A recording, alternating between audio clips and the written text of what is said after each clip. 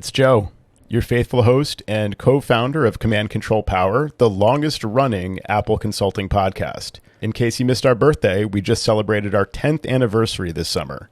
For 10 years, we've been getting together each and every week to bring you epic tales of tech support and business management, and I'm pretty sure we've saved a lot of people a ton of time by sharing our struggles and solutions. Starting now, we're shifting our focus to the Patreon community. That means the newest shows will be posted primarily on Patreon. How do you get the latest episodes? Visit commandcontrolpower.com and click on support. Pledge monthly, and you can instantly subscribe to the weekly patron-only episodes right in your favorite podcast app. If you already support us on Patreon, log in there to get your special link and subscribe to the patron-only show so you don't miss anything. Here on the public show, we'll be featuring classic episodes hand-selected for you from our catalog of over 500 episodes, along with occasional new episodes too. And remember, we're regularly releasing new content on Patreon, where you can join our community of supporters starting at just $15 per month, giving you access to the freshest content. We feature dozens of exclusive shows on Patreon where we speak a little more freely about how we make business decisions, navigate client relationships, manage our employees, and sometimes deal with mistakes and difficulties too. Plus, as a patron, you receive access to our entire back catalog where you can revisit classic episodes and learn from colleagues we've interviewed who've shared their own best practices. Visit commandcontrolpower.com and click support to pledge monthly on Patreon. We'd really appreciate your support, and we're confident your business will benefit from the wisdom of the community we've gathered there. Thanks for listening, and we hope you enjoy this episode of Command Control Power. I just wanted to take a moment to tell you both that the Andy Esposito story from years ago is still very much alive. Very nice. Yeah, I ran into Will O'Neill at a recent ACN event, and he brought it up to me. I was just talking to him the other day. I was like, hey, Andy Esposito. I'm like, that's awesome. You still reference him like that? The gift that keeps on giving. I'm so proud of myself. That's amazing. Yeah, that's classic. And Jerry, I think, didn't you want to talk about Adam Esposito? That was a good try, Joe. That was a good try. Yeah. Joe is the master of segue, folks. Yeah, just a shout out to the TidBITS Content Network that we are all subscribers of, and it just keeps on getting better. It's just a great way to stay in touch with your clients. I send out a newsletter every month. It's got 3 articles from the ones that I select that I'm given every month by the TidBITS Content Network. And you can make them very tailored to your niche audience. So if you're dealing to mostly educational and small institutions, you can pick articles that kind of match what their needs might be. And then there's other things that you can customize for the residential or the small business. But one of the articles that was in this month's was how networking gear does wear out. And he's got a great picture of some old DD-Wert routers and some janky switches. And it just takes your client through some basic things that they could consider in terms of, are they getting the fastest speeds? And these are things that we really like to do as consultants, is we can easily upgrade their networking stack, whatever that might look like. It's always lucrative work for us. We don't really have to work hard at doing it because it's easy for us. I would imagine that applies to just about everybody listening. So it's just one of those things that I sent out to nearly 500 people just yesterday. And this is one of the articles that hit their desk. And if you get 1 or 2 bites from it, or 1 or 2 people who reaches out to you and generates an interest, it's paid for itself in spades. It's a terrific service. We talk about it from time to time, but I feel like sometimes we don't even mention it enough. Sam and Joe, are you regularly sending out anything monthly, or do you post this on a regular basis, or is it more ad hoc? I think Sam's going to say the same thing as me, which is that I do not send enough emails. I don't communicate with my clients as often as I should. And it's silly because TidBITS Content Network does make it easy. That's the whole point. I found over the years that anytime I send any kind of newsletter to clients, it could be a PSA about our recommendations on when and whether to upgrade to the latest Mac OS, or which iPhone is going to be best for most people, or how to decide on your iPhone and things like that. And I used to write all that content myself. And so it would take me a lot of time because I tend to be thorough about that. And as a writer, I tend to edit a lot and so on and try to clean up how it's going to look in various interfaces and things, mobile versus desktop, whatever. And so this would take me a while, especially the writing part and formatting and whatnot. And now, of course, with TidBITS Content Network, it's all pre-written. And as I've often mentioned, it sounds like the kind of perspective that I want to have. Like it almost sounds like it's written in my voice, like for my clients, in my style oftentimes. So it's pretty much ready made. And like I said, whenever I send out any newsletter about any topic, one of the main benefits is not that my clients read it and understand the recommendation and follow my advice just from that. But the main thing is that they actually follow up with me. Oh, I'm glad to get this email because I've been meaning to call you. It's usually stuff like that. And so it's just another way to remain top of mind to your clients. And it's like a kind of soft touch point of contact where it's nothing like, hey, here's a problem I want you to know about, or hey, here's a billing situation that's happening. Or like Sam raising his rates. Yeah, exactly. It's a nice thing. It's free information. You're helping them out. And so again, it just gives them an opportunity to click to reply to the email or see your phone number written out right there. And I don't know why I don't do it as often, but Jerry, you do it so often because you have it hooked up where it automatically sends out, right? No, I pick out the articles. I pick out the 3 articles. And again, this is not a hooray for me. It's more to shame both you and Sam. But it literally takes me, I would say, 5 minutes, maybe 5 minutes to get it going with MailChimp. Once you have it in place, it's just almost automatic. I'm sure you could automate it where you didn't even have to touch it if you just wanted to randomly pick the articles. But for me, I do a little massaging, but not much. 5 minutes. And it's just no friction at all. So yeah, you guys got to do it. I don't do it. You're right, Joe. I don't send out enough emails and that's expected from me. But we do put the articles on our blog, which helps tremendously for traffic and things of that nature. And just to echo your point, I would 100% agree that it feels like it's written in a way that would come from me. Or and I don't feel that way about many people. Like, right. I get on my guys a little bit too much sometimes because I don't like the way that's worded. Change that. Here's what you should write. And I end up writing their emails. Yeah. So that's saying a lot to say that this feels like it's coming from me because I'm very particular about that.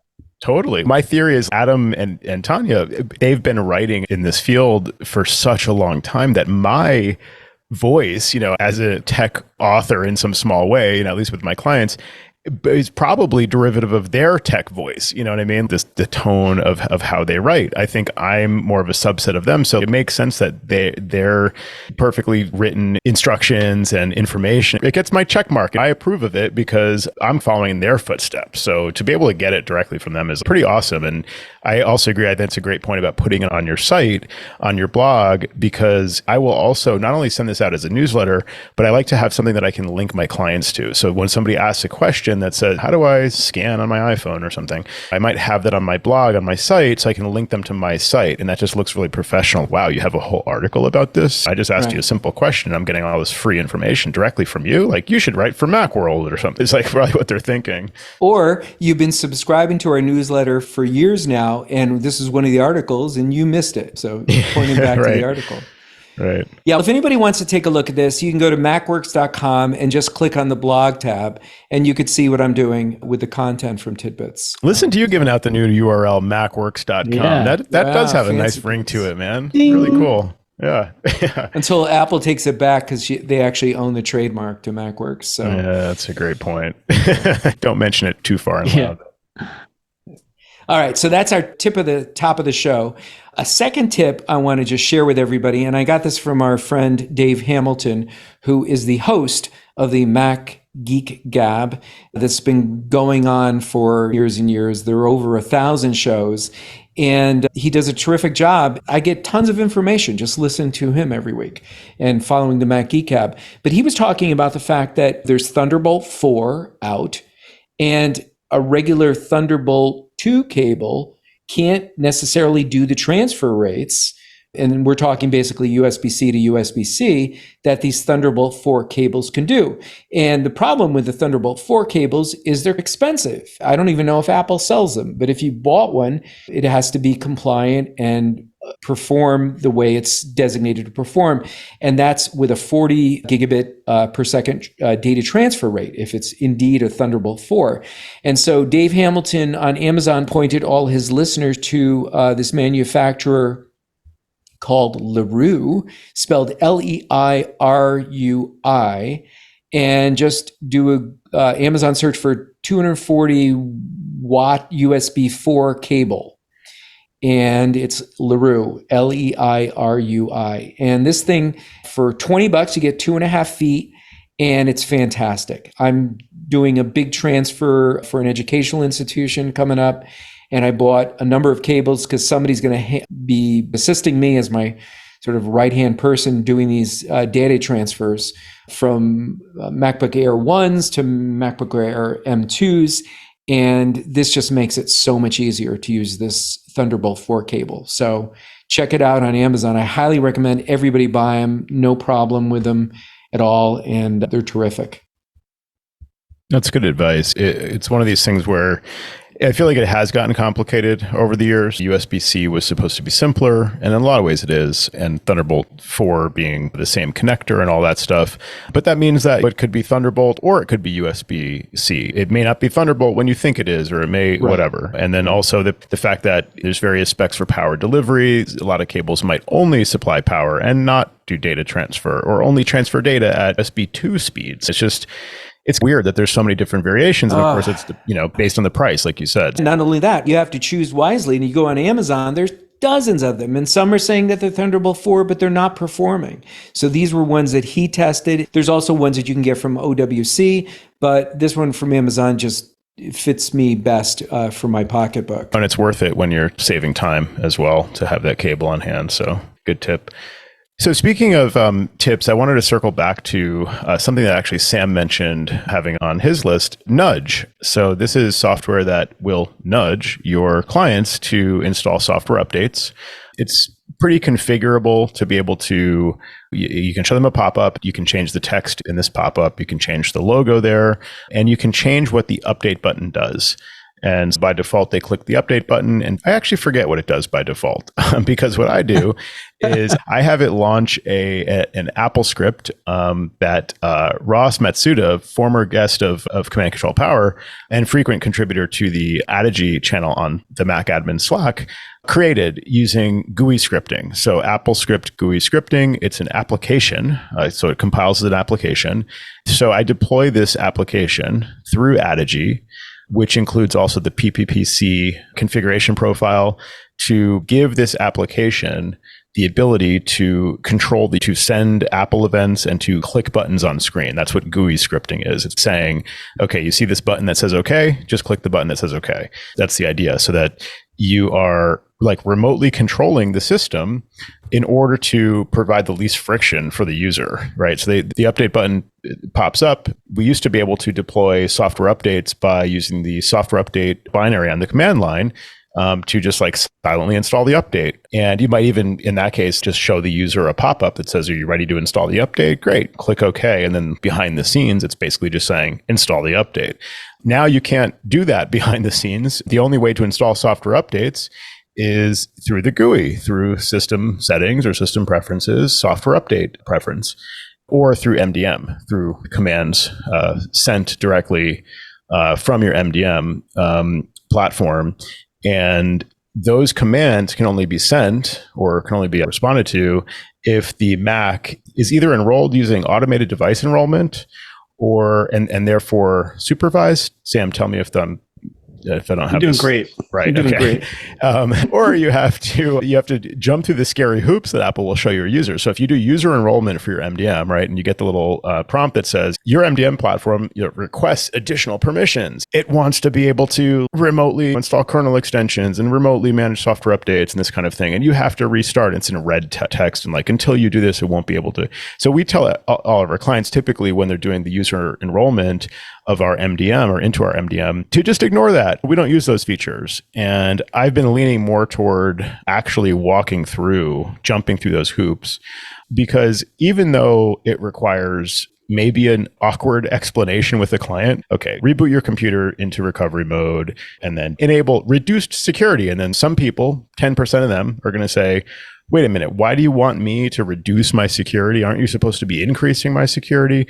So it's a conversation I never wanted to have with my clients. And so I haven't done that. And also I think it's awkward for some clients to have to walk through the recovery mode kind of thing remotely.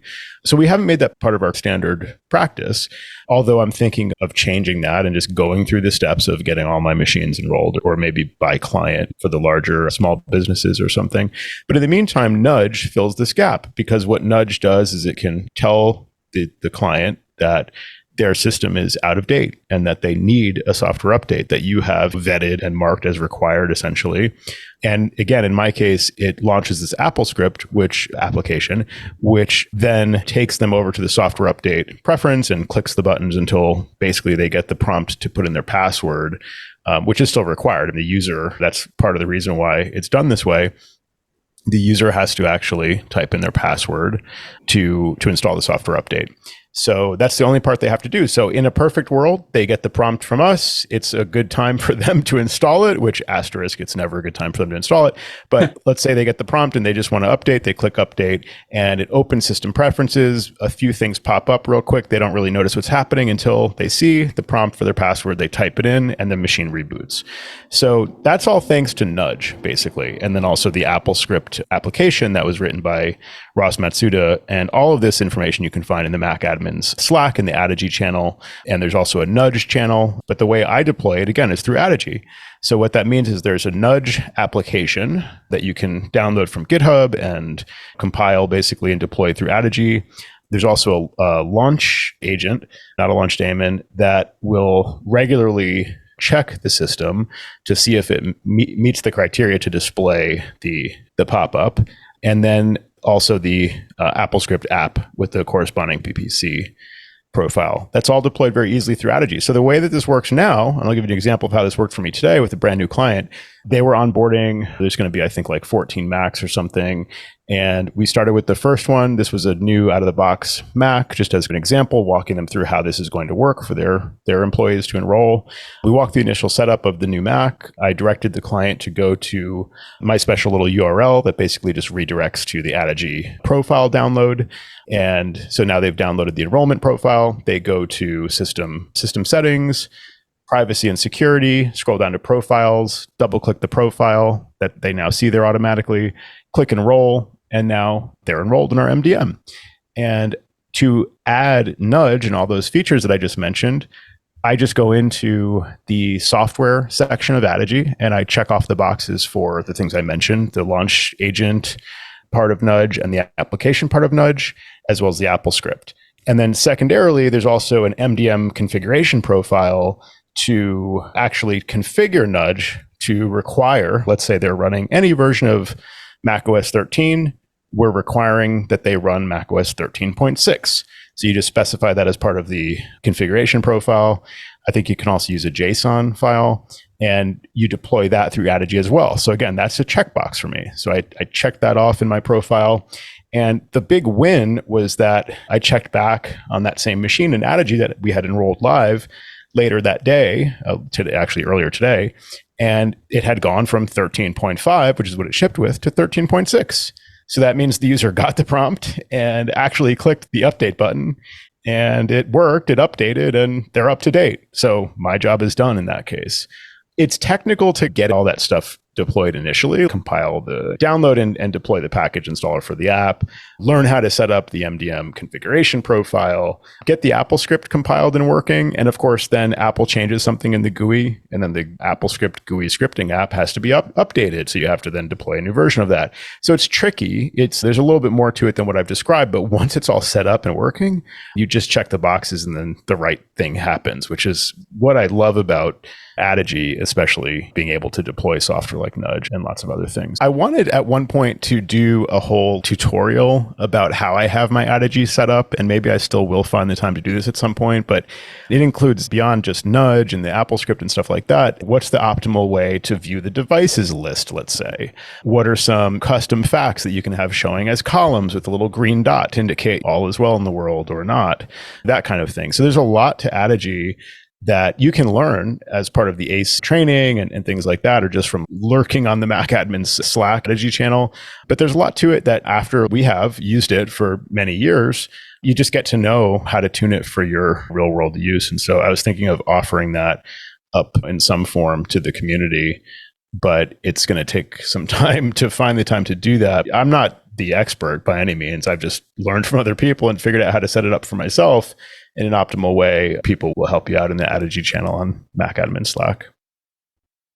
You started doing Nudge for a long time before I started, and it took me a little bit to get the hang of it. But once I did, I don't use it with Ross's AppleScript. Is the AppleScript mostly helpful if, let's say, there's a current operating system out and you want to update the previous one and you don't want them to go to the current one? So it'll go to the other updates pane on purpose, kind of a thing? That's a good point. Yeah, exactly. Because I don't know about you guys, but I don't typically want my clients to do a major OS upgrade without realizing what they're getting into. Yeah. Preferably without me knowing that their backups are up to date. So to your point, if you just direct them to the software update preferences, because I think what you're actually clarifying for me is that by default, Nudge will just take you there, right, to that window. Yeah. And if there's a major OS upgrade, let's say they're running Monterey, that's still supported. They just need to be on the latest version of Monterey. And maybe that's all you really want them to do. And if you send them to the software update window, Apple's marketing is going to make, in this case now, Sonoma look really enticing. Nice color graphic, and it's right at the top, and it's a banner, and it's the default choice. And it's don't look down here, but like more info is available for these other updates, but don't worry about that stuff. That's the way Apple that displays that. So yeah, the AppleScript that I use with Nudge avoids them clicking the Sonoma upgrade button, which oftentimes then we have blocked. Yeah. And so they won't be able to do it. Also, we've used a deferral profile that in theory could help with that. So if you're deferring the major OS upgrade for 70 or 90 days or whatever, I guess they shouldn't see it there. And therefore, the only option they should have is that other updates are available, right? Yeah, that could be it. But of course, like you said, 90 days is the max, and then all bets are off. Then you need your AppleScript customization. That's right. Good Yeah, point. we've been using it also to enforce just the latest point updates that get released. Like when 13.5.2 was such a big deal, it was like, we need this immediately. Mm-hmm. But it was interesting for one of my clients. Of course, no one has the time to update, and they never want to be bothered. So we needed Nudge to do exactly that. Just nudge them along, say, you got to do this. And we'll give you a week, let's say, to get it done. I'll be generous, right? But I heard some feedback, even though the company wanted us to do it, they absolutely, and then the employees are all pissed off at us now. Everyone's like, why do I have to do these things? I'm getting this annoying. The beauty about Nudge, by the way, is let's say it's Monday and you have a deadline of Friday. You could say later, 1 hour, 1 day, but you can also select a calendar option to say Wednesday at 5:30 p.m. That's right. So that's beautiful. I'm like, dude, you can't complain about that. What people always find ways to complain, but it's like, I gave you every option you have to make it on your own possible time. Oh, tell me about it. Wouldn't you like to see some more built-in customization there? So what you're referring to is in the bottom, you can click defer. And then or if they've already deferred too many times, it changes to, I understand that I need to update soon. They have to click that first. So it's a little bit of one of those dark patterns online or whatever. But the point is, like, they can click that button to defer. It would be nice if they could say, remind me at end of day, and it would just know that's 5 p.m. local time. Let's just assume that, or lunch tomorrow or something. And that would be noon tomorrow or 11:45 or something. Like, it would be nice to be able to just include some options like that. Because I find the feedback I've heard from people, like you said, is they just complain like, this thing is so annoying. I can't make it go away and whatever. And I'm like, click defer in the bottom right and then select 1 day. Or like you said, you can choose a date in the future. You don't have to be bothered until next week or whatever. They just don't discover that very easily. It's a nuisance. Whatever you do, it's no pleasing everybody. But at least this feature is a nice add-on to something that's clearly missing on the update pattern for Apple. So it's very helpful. Yeah, seriously. I wish I had some real statistics on this or metrics, because I've just noticed that it's very obvious when I have Nudge deployed to a policy, which is now most of my policies, because they're generally up to date. Whereas in the past, it was amazing how long people would go without updating. They just wouldn't update because they're either ignoring the messages from Apple, which are not persistent enough, or they're not getting them for some reason or whatever it is.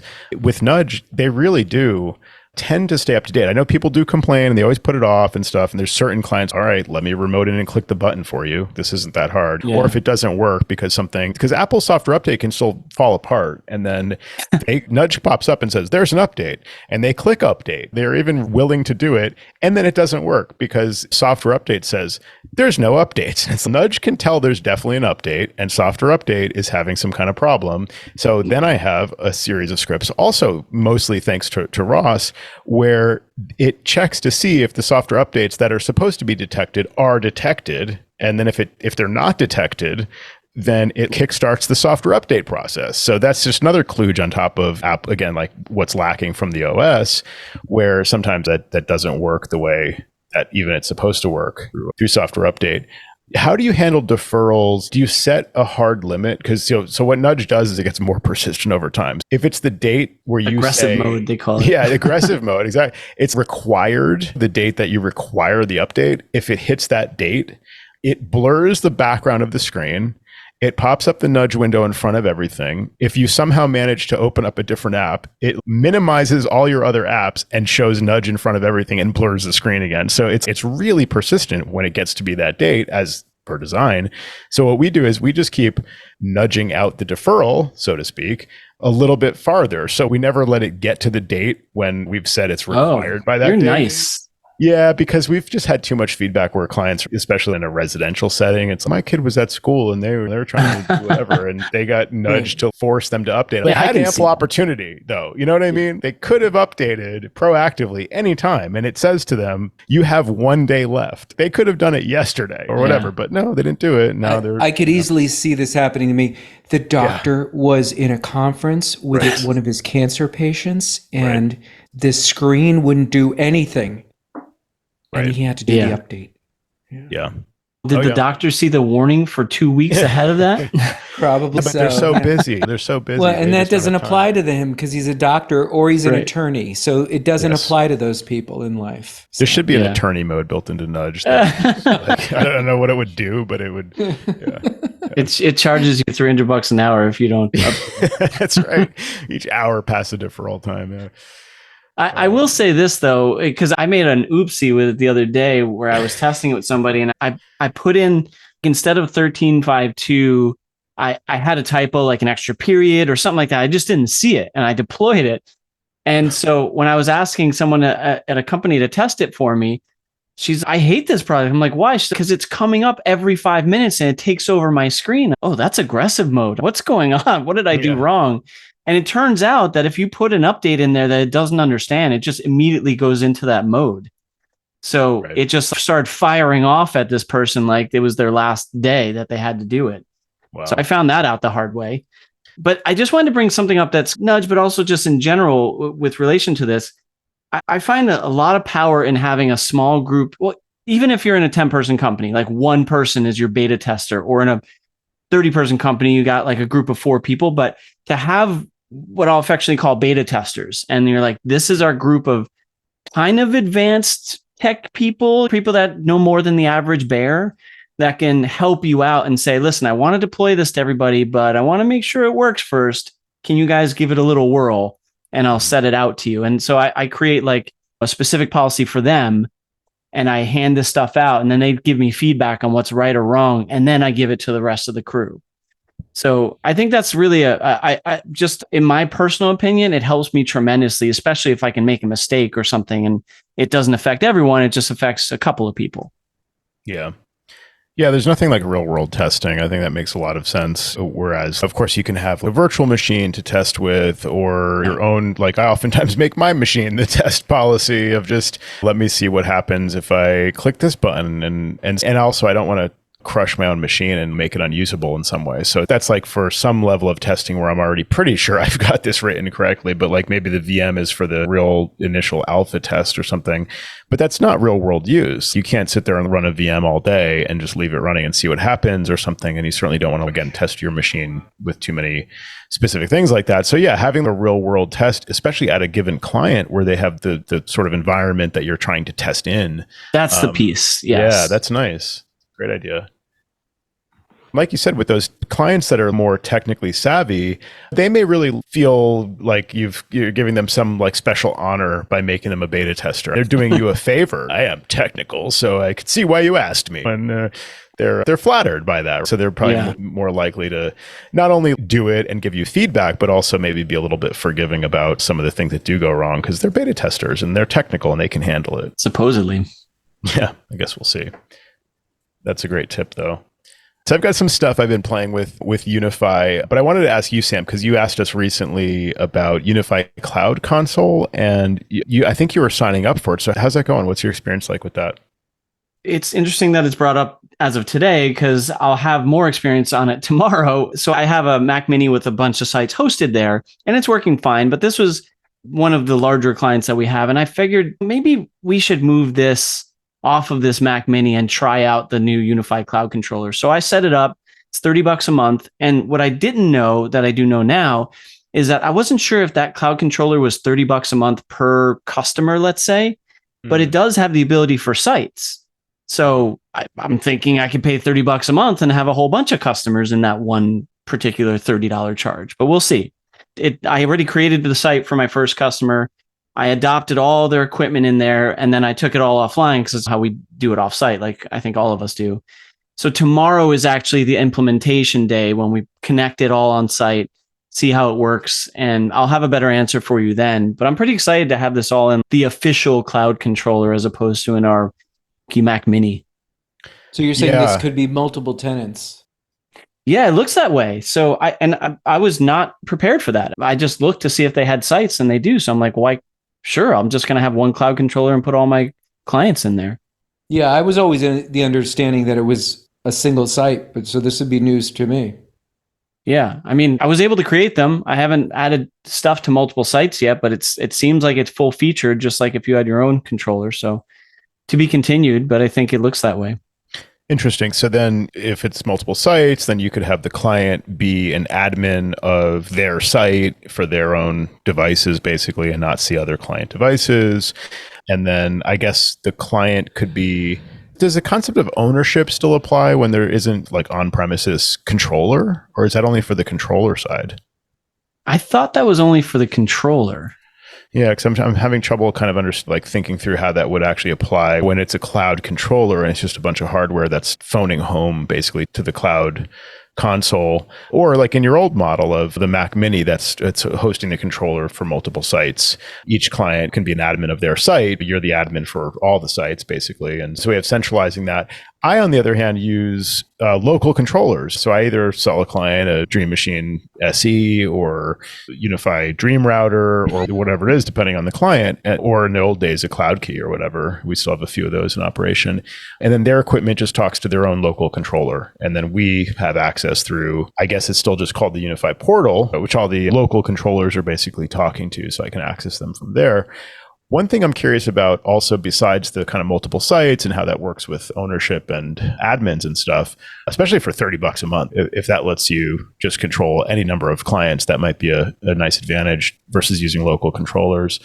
The other thing I'm curious about is, does it give you any more notifications or alerts capability? One thing I'd like to know is, even in the UniFi portal as it is now, it seems when a client local controller goes down or the network is down, including the controller, the UniFi portal will indicate that. It'll be grayed out at the bottom, and it'll basically say, this site was last seen on whatever date and time.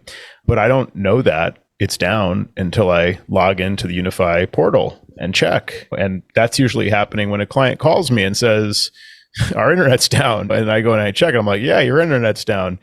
Good to know. And that's not the way this is supposed to work. I'm supposed to know before they do, so that when they call, I can say, yeah, I noticed that it just went down 10 minutes ago and I was just going to call you. I was looking into it or whatever. That would be the ideal situation. So I've figured out a way to do that through obviously, as always, advice from colleagues, how to get that kind of alert for sites that are down. But it seems, again, like the UniFi portal should include a feature like that, or could include a feature like that, even if I had to pay for it. But I'm wondering if the cloud console could add that capability, because it seems like if Your controller in this case is never down because it's the UniFi cloud controller, essentially. That controller should be able to know that the gateway or whatever devices at your client site haven't reported back, and it can send, I guess it could send offline alerts for various devices. And if you get an offline alert about the gateway, the internet is down, right? So in theory, that could work. I'm just curious in practice how that actually works. Whereas if your controller is, again, on site and it's built into the gateway, if the internet's down, the controller has no way to say, hey, I can't reach you right now. But that's why I'm thinking the UniFi portal should be able to say, we haven't heard from your controller in some time. Again, even if I had to pay for that. So it seems like it would be a nice feature for them to add even to that option.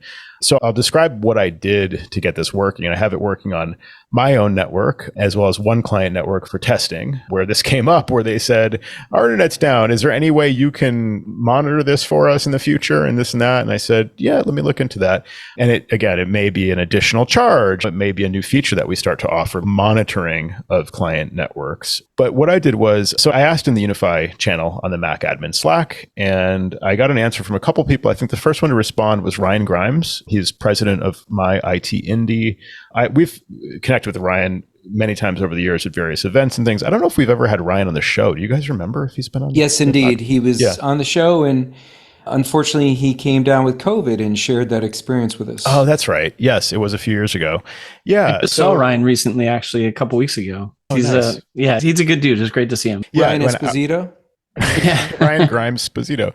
Yeah. So Ryan pointed out that you can configure Uptime Robot to do this. So he gave me that recommendation and I ran with it from there. So Uptime Robot has a free plan and you get 50 monitors for free. So that covers me. I don't think I'll need more than 50 sites to be monitoring anytime soon as of now.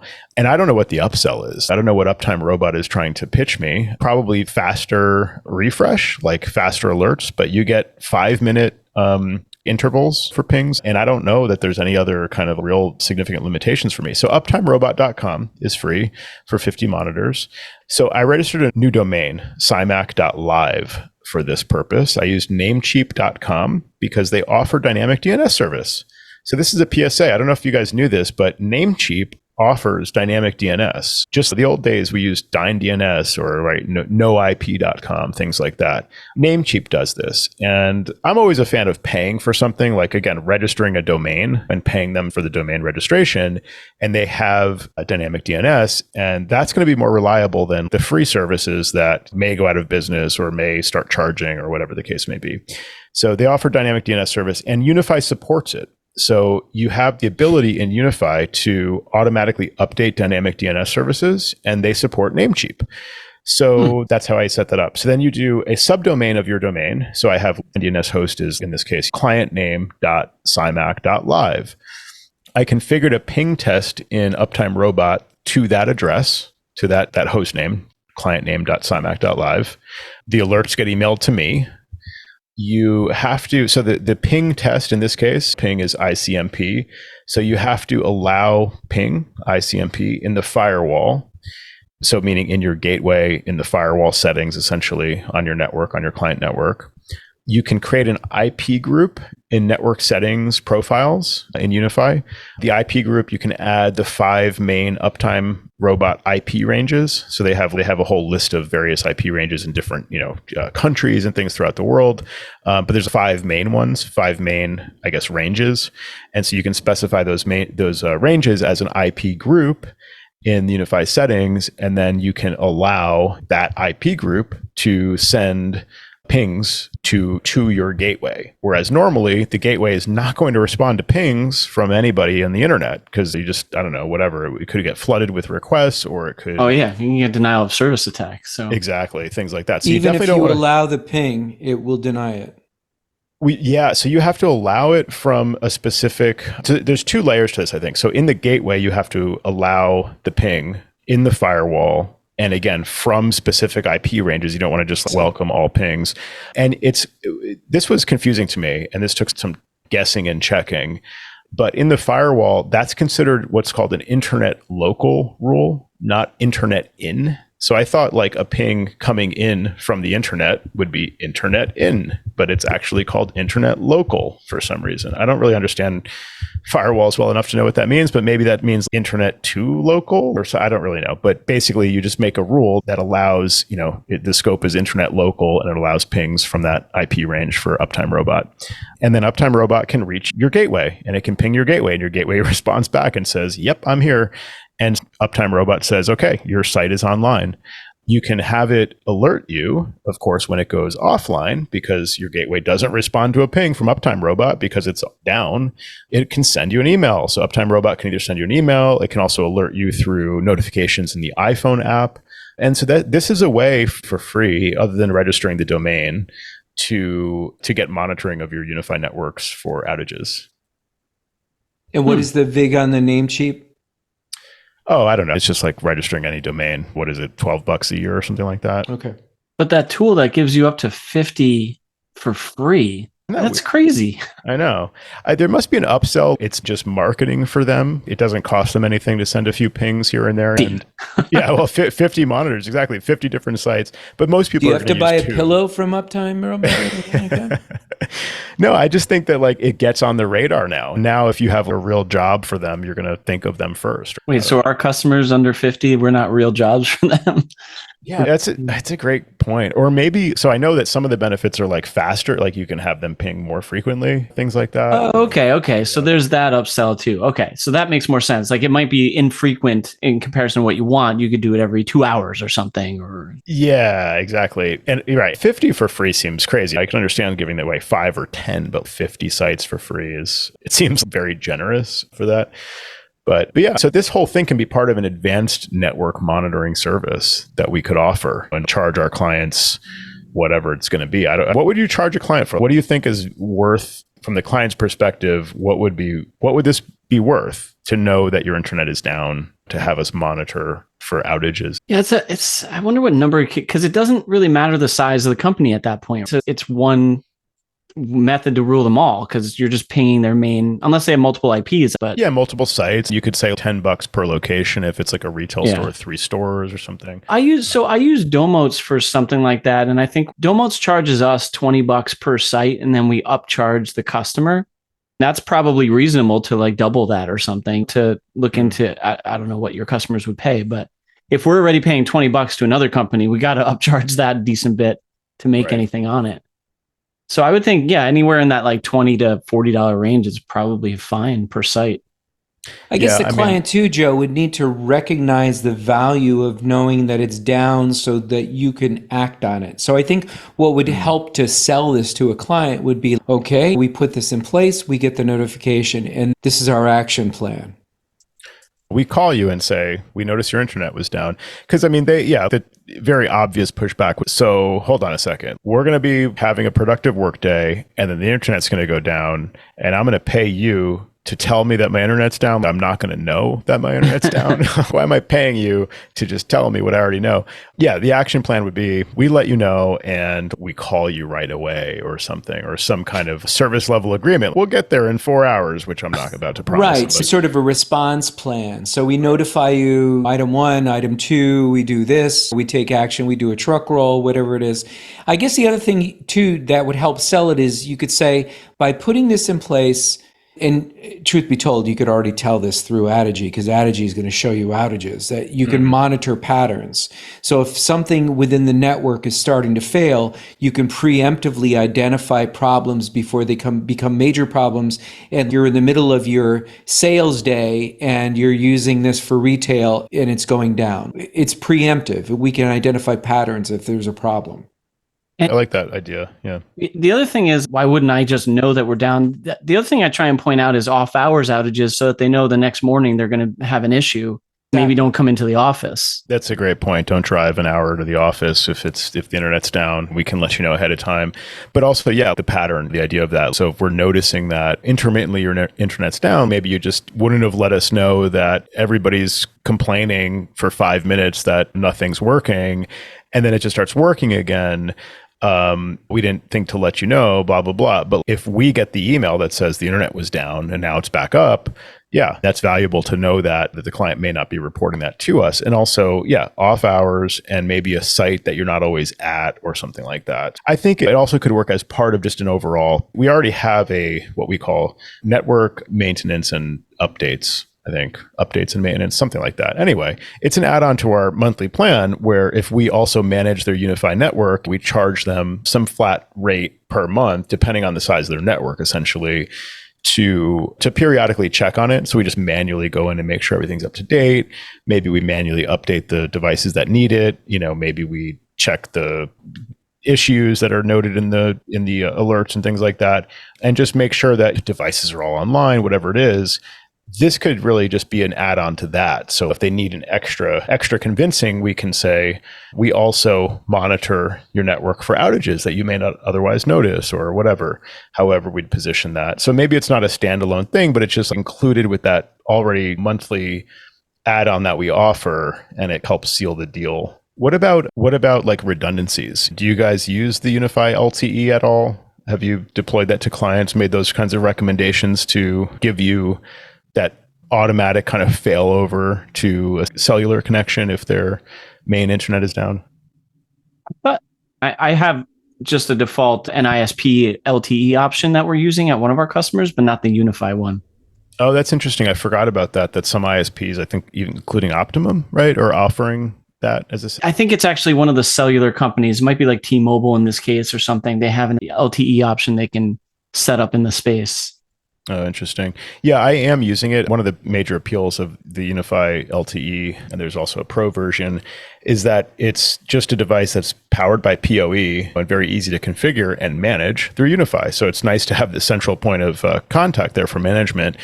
And the automatic failover works in my experience. I have one for my home office. I have one, I think, at one or two different clients. And at the client that I'm thinking of, actually the one who asked about, can you alert us to this and blah, blah, blah. Their issue was actually that it worked too well. It failed over to the LTE and they didn't even notice. And they were getting charged. Yeah. So no, there's a budget of whatever amount of gigabytes, 10 gigabytes or something like that. I think that we had set, or no, maybe it was the built-in, maybe you had it set to 5 or something, whatever it was. And so that worked until that ran out of data. We went back in and we set up alerts for when it fails over and when the data runs out. We also increase the data allotment. So you can say whatever it is, I think you get 1 or 2 gigs for $15. So you're paying UniFi for that.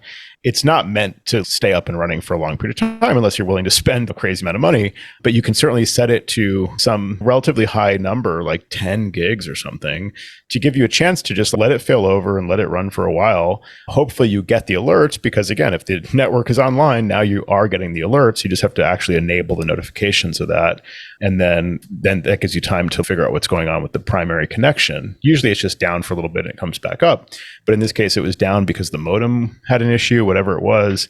And so we had to walk them through like power cycling the modem and figuring that out eventually. But that was only after the connection went down entirely because they ran out of data on the allotment that they had set. So that's how this all came up, about monitoring the internet overall for outages and also just like getting better about notifications when they're paying for that monitoring service of ours. Well,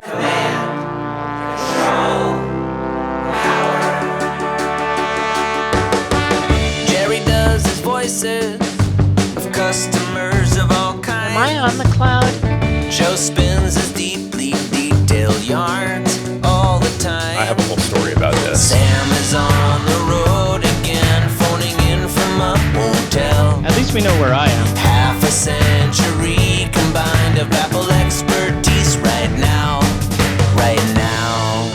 My Mac is slow. Have you tried restarting? Well, the fans won't blow. Have you tried restarting? But my data is gone. Have you tried restarting? I dropped it